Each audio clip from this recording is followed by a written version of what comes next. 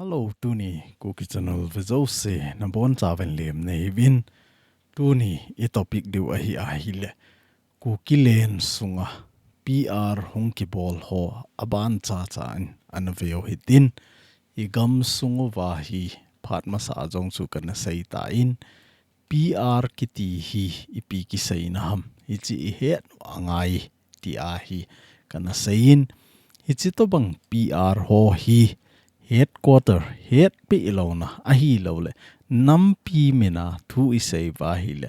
nam pi zo sen a head lavahi eima organization min ahi lavaile eima machamahi inama dinga thu imo phon ji ho pa hi pha akisapoi ti azong chu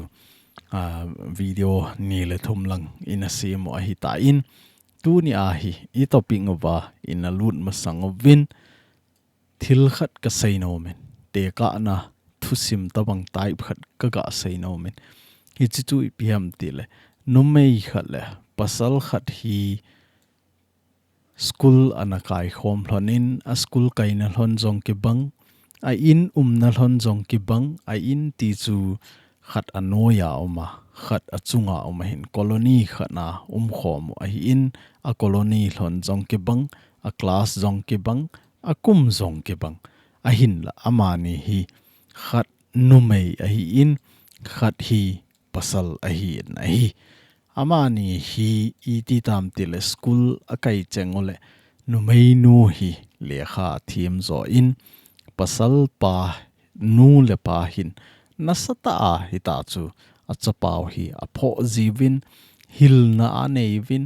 numei nu hu kivet nen lang na loi nu hu hi ti khati hoti ti a hi asai phat jengo achapa hi aphat chenga apho ova aje mova aphat na ding dei na a hi lola le khathip na ding dei na mi cha sanga hung khang lien hen lang hung thim zo hen lang ti a hi dei je wa chu ha je mo hi in a hin la a chaina a hi ama pa hin ipi bol tam tel aung khang lien hlon ta in college life aung ki chai ta in abana chu college life aung ki chai high school life aung ki chai college life aung ki chai zowa hi pasal pain ipi bol tam ti a hi le numai nu hi aga ki chen pi ta na hi le anu apan masanga pana anadeyu ahi lawai le masanga patna 8 mile an ochat mama mayu le khathim ta chapang nu chu tu ahi ama ho a hita in hita chu achapa hin I macha sei lawa ama hin nasata ama jong hi pang a hin lekha numeinu sanga thip zo na dinga jong hi apangin a hin la upai a lo ja chu a thip na le a hi nan ata lo pha na so hung let pha na wa hi aga ki chen pin a hi le ama jong chu anumai nu le pa a hi tai ti hi het niaw khat te ka na thusim tabang khat ga se wa hi in hi chi hi tu ni I topic zo se wa hi zaw ding hi in hi chi chu I to ka te ka ding ham ti wang hi ka hin sei do lo ding he aji chu mi khen khat hi a he thim loi ki maintain mi khen khat hi a he thim lowa alung hang loi jong ki ding a hi tu la ya ei ho nam sunga I boy naw le I gen theina ho hi ga velo chun KZC ho jong center in a hin kovin aga ki mu pi win a hung hlunu win a hi theya hi le consultative meeting na nei pi ho be hi a thu hi hlut no ven ti a hi na sata na ki sei na hi le tu a hi KZC hon jong mun tina ama ho to consultative ana nei meeting ana nei khomova center a hi chi ding ham chi lo ding ham ti a thu ana sei ho hi tu a hi MIPI hinga jong het sa na hin bolvin hills mozo mangcha jong hi pu henlen thang KZC chairman in jong hita chu het sa na a hin nein MIPI ho het dinga jong hi DALLHA a ke ho dan ho jong hoita explain in bol pi ti ho jong hi mu ai kinin kipa umin KZ si ho chunga jong kipa thu iga sei ben hi ban le tu lai ta viral khat chu hi a hi le pi Mericom ama hi a hi in ama thu sim hi a ki sei le jingin mun tina hi koima a di chat sei thei jong lo a hi la vai hi ti mo mong hi ti jong sei thei lo a hin la mun tina hi a thei amo a views deina a hi lo la viral ding deina ham khana hi video sima tampi thu sei jong hi vin a hi thea hi le hi chi ho hi I bol lo wa pha hi ti hi tunia ku ki cha te kanam mi te ho a velin kain tim ki nin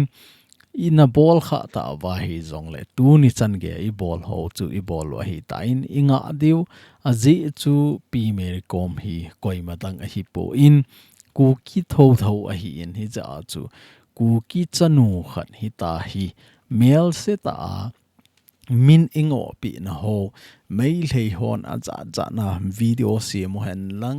a za na te ka na bol zong le inam mi min si na hi ei hon isel khu diu ili khu diu hi chi sa nga chu a phat na lang zo a hi iseu ngai a hi ti hi ka sei do no min a ji chu thudi he zong em po vin a ki cheng ta hom a hi lawai le ipize a ki hianam a ji pen ipiham ti zong amani nu pa ko na akam chang ta I macha ki hello a hi ze in hi chi ho hi I ha sei lo wa pha hi in social media edit bol loi a hi lawai le edit bola a sei lo sei sa loi tam pi zong I umovin a hi thei chana hi cho hi I bol lo wa pha hi a ji chu mai lei ho chun henge tu le tu a ku ki le mai lei ki do hi ji win anop no ma seyo han lang anop no ma el tol ta thu seyo jong le ku ki cha ten I pan pi zo de wa hi chi chu a hi le tu ni a ku ki hinom lo hon zo a hi nom na thei a hi lo vai le in zowa te ka na I sei ho ta bang chu idea mang cha LUNGTHIM mang cha I ati le ka dei kha chu ka chang thei dem a hi lo vai le kalungel khat abul hin theina dinga chu I to banga pan kala ding ham ti lang zo ai lungela jong gal isa zo angai tai tunia ku ki cha hinom lo mi tampi lo na hi ipizi ham ti jong hi he no angai ti chu ka ga sei no mai in zan hi masa a Kuki in PR kona PR hong ki so press release hong ke bol chu epihamiti ahile echi Kuki in P10 jong masanga biren singen tunai cha ti daute tunai cha biren singen media masanga thu anasei pa chu a dei lo vet sa na hi chewa hi thu ahin le don bun no hi in ama hon asai na wa chu a hi le mei lei biren mei lei CM lui pa biren in thu anaso na a social media ho a hi lo le media ho a thu anasai na a thinglang hita ta a hi lawai le valley hita ta phai cham hita ta hi chi ho si hi kevet kol na noya hi tu le tu a hi hills district hi han valley region hi zong le kevet kol na noya ke control na noya hi ti a hi thu a hin sei ki ta in azi chu e ho hin PR in a causing wa hi in a hin la PR a hung thun pha nai ki thip chat jing I macha jong ke bol ta lo hi in hi chi pha na hi tu le tu chan ge ya hi birin sing jong hi amma apan mona kona nga jong le a khiel dinga CM a to ka a hi amun tu jing na lai dinga hi ki koi a hi in hi za a chu tu a hi ki sei phat na nei ki nin mun tina hi thinglang hi han phai cham hi jong le ke khut noya na lai ke control noya hi ve tu a hi situation jong a hoi mo ma tai ma sanga ki kap to na jong ta point chamna tai ti ta banga hi thu ana sei na hi le hi chi chu doma na a hi lo le hi chi chu ngai thei lo wa Kuki in pin don but na ane wa hi in hi chiwa ka sei nom hi chi chan chu Kuki in pin adon but na chu hi in a hin la hi chi hiela niau cha iga sei be nom ki no chu hi le hi chi to bang thil ho hi apat na a hin la in masanga patna kana sei in hi chi to bang ahung hlun lo na dinga hi a hi thei chana Manipur government sumang hi tin igam sungu wa hi separate administration doi momong hi wa hi le mai lei administration jo si sumang hi tin a office kha pi hi tin a office hal ha thei thei hal ha hi tin a hi lo vai le Manipur government to connect na zo si sutan tauti hi che hoinga tauti ti a hi na sata na ki sei a hi in a hin la in a he Thim povin tu a hi ki loi khom na za chom chom hi han mi mala hi jong le a he Thim hi niau khat khat hung tawin a hin la thil ho hi a phat a hung ki hial nonga iga het do a hi le chun a kana na lo hi thing khat na khu thi kel khat hian lu nin lang hi chi adi poitin lang loi do in lang mundanga hian jong le chun na khet na nung chu amha jing a hi chi to banga chu honung lim ki ti hi eya dinga aphat na lo a hi in thil ho hi vision nei ta na to ding hi ni masang lang hi vet na ipi hung lung ding ham hi chika bolai le I to bang thil thei ham ti ho hi event masan wa ngai ti jong chu neo cha Kuki in pin press release a hin bol na chunga iga se wa hi in aban le thang ting ta nga mei lei hon buffer zone kho kala Kuki gama hung lu ding agot na chung chon wa hi chiwa hi lam kai za chom chom president hi han secretary hi han president za chom chom ho ke ho khom na ne ya ke loi khom na ho ke loi khom na ho te hi ven Kuki cha ten ti jing thei hi lo wa hin ke loi khom na min tam pi au min CSO hi ta hi la vai le SO ho hi ta a koi chu hi le VV hin phu tha ho jing zong hi a branch som chi a ama district ama gam kaya VV chom jong ki ki na hin hi za a chu hi chiwa ilam kai secretary president ho zo sin jong sign a ball kit no vin mei lei hon ke ho gam sung nain cholu thailo de hi ti a jong hi kinop to na gi na to banga hi mei lei ho het sa na ho jong ana ball ve ti chu mu a hi in aban kit na hi a hi DC Churchanpur DC a kona thuso a hi in hi chi Churchanpur district sunga rengkai M mol hoi kiti na la a hi boina neo ana umzi in 24/7 curfew akikoi ti ho jong hi mo a hi in hi chi ho hi apart ho jong hi chawayong kita do in koi to bang thu ahong ke sa ki to ka hi chi curfew hi jing ding hi tia jong hi het sa na ana bolo hi in jingka lang punggu ma punggu chan ni la lang punga a kona jingka lang pung gup chan hi curfew jing a hi ti hi het de win a ki sei ni chawai 9 days a ki ti in a hin la hi chi hi hi chi masanga jong hi itiam khana situation a hoya thule la ahong nop dewa hi le chun hi chika hi chi masanga jong hi kilado the hi ti chu iga he thei dewa in sei be kin wa hi in hi chi hi mei lei email ma ho win jong na sata news za chom ma he ana the thang kin no win mei lei hor hin a sei na wa cha hi le zo mi le mar a ki boy ji in tu a hi Churchanpur gam sunga hi curfew a koi tai ti a jong hi ama ho hin ki sei phat na a hi la wa hi le ei ho dem na a hi thu a sai te ngole e inam e gam ngai lu khat a ki ji in a ki pon na ji in a hi the a hi le kanam mi te ho email ma ho ki sei phat na thei a hi lo le email ma ho e nui sat na thei ho hi ei ho le ei ho ki ka a bol da le hen wang pha ka sa in hi chi ki boy na jong hi event na hi le flag ji a ki boy loi jong tampi hi mo a hi in zowa te ka na khat iga sei bang wa chu ama hoin flag atun chengole flex je a jong hi vel izan ham khat hi ki boya khat la khat ki ka kinop mona tampi jong hi umji a hi in a khutia flex ngai ki boy ba hi le ama ho hin asai ki na wa zo mi ho in asai na wa zo hi le nang ho gama nanop mole nang ho flex ki tawin kei ho gam sunga na kita thailo di wa hi tia thu asai wa hin a hi le in zawa te ka na khat iga asai pau point chu man ki nu hi tin bol leo hen a flex tun na ding chu a hung lo ting le hung boy ding hi je a chu hi chi flex chu anop nop na tung jong le a bol ko ding jong i ma di lo a hi in hi chi atun theilo na ding zo chu ingai to angai ti hi ka sei do no min mei thei ho hin tu a hi nasata inui sat nova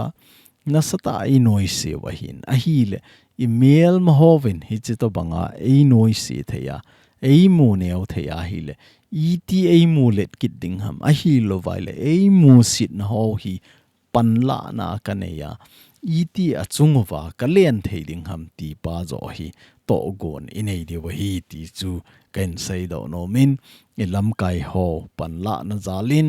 hi chi chung chang flex chung chang a jong hi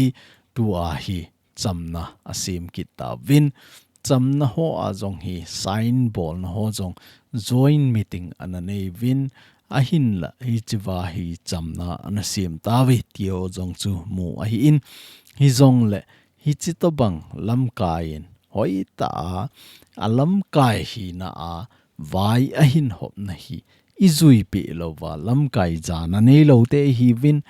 lam kai za dan thim lo te hi win hi za chu hi chi to bang thil a hlun ki na hi le chun inam sung hi email ma sang a jong hi ei ho ke bol teng ole ki all bol lo wa hin hi za chu a hi the a hi le chi to bang lo na dinga jong hi kanam mi te ho taw na ai pan diu khat le khat ki lung si dan hi ki zil phot diu hi tu ni a i thil thu mo hi separate administration ka dei ve ti a hi in a hin la ei ho hi ta hi ki kap to wa ei ho hi ta hi ki nol jing wa hi le i ma cha hi lo de wa hi ti pa hi het no nga in i vision no i masang lang ding i vet no wa na i to wa vai i ho mo wa lam kai za da ni the mo wa i lam kai ho vin hi chi bol lo ding hi ti ho hi avela bol da le han e ho dinga dam theina hin tin i gam inama dinga jong lo hen na hi zon te ti chu neu cha tu nia Kuki channel mangcha iga sei thi ho hi chan chu hi in zowa te ka na iga bol bang wa chu email ma ho to tu a hi na sata ki ka to na ki to a imi isa jong tampi thi a hi ta in a hi le hi chi ho mangcha chu iti pasal pan nu meinu aga ki chen pi banga chu mei lei ho chunga ilian theine deu pa hi iti ngai to de ham i thil thum pau inamin angai chat pau chu iti I chan thei deu ham ti pa hi lungel inei zo angai tai khat la khat tu a chapang pa jong chu anu apan a jep la ya chu lung hang hen lang jamang hen lang a hi lo wa ki sale ama mangding a hin la ama hin vision hoi ta nei in a vision nei chu ipiham tela phat khat le ke ya hi to ding a hi ti chu a hi in hi chi to banga chu tu ni a jong hi ei hon separate administration idel na chungo wa hi iti katup le ka ngai ka chang thei dem tu ni a ka boy danu ka ha sat dan ho hi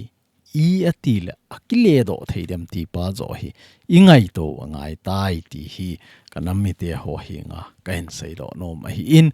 ilam kai ho jong tu a hi ong lim deu ta win MIPI to ki connection na hi ong su ha deu ta win